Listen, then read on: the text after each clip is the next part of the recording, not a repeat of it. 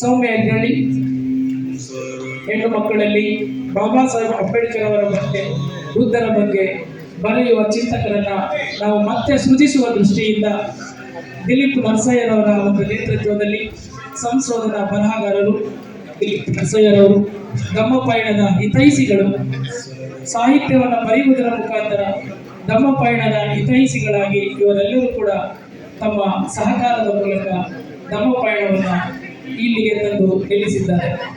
ನಿಮ್ಮ ಎಲ್ಲರ ಬದುಕು ಬರಹ ಬಾಬಾ ಸಾಹೇಬ್ ಅಂಬೇಡ್ಕರ್ ಅವರಿಗೆ ಅರ್ಪಣೆಯಾಗಲಿ.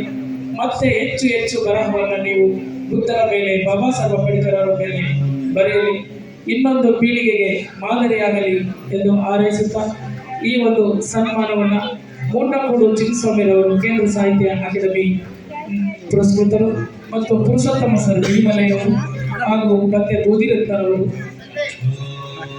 ಉತ್ತರದ ಖ್ಯಾತಿಯಲ್ಲಿ ಅಂಬೇಡ್ಕರೈಟ್ಸ್ ಆಗಿ ಹೆಸರುವಾಸಿಯಾದಂತಹ ಎಚ್ ಟಿ ಕೋತೆಯವರು 600 ಕಿಲೋಮೀಟರ್ಗಳಿಂದ ಬಂದು ನಮ್ಮ ಕಾರ್ಯಕ್ರಮಕ್ಕೆ ಭಾಗವಹಿಸುವುದರ ಮೂಲಕ ಸಹಕಾರ ನೀಡಿರುವುದೇ ಒಂದು ಬಹುದೊಡ್ಡ ವಿಶೇಷವಾಗಿದೆ.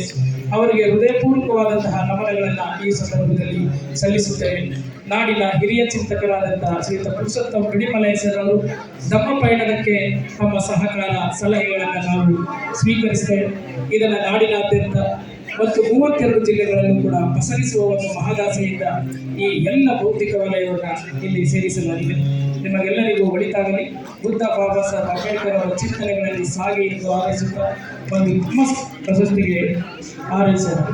ಎಲ್ಲರಿಗೂ ಕೂಡ ಹೃದಯಪೂರ್ವಕ ಧನ್ಯವಾದಗಳು. ನಿಮ್ಮ ಚಪ್ಪಾಳೆಗಳ ಮೂಲಕ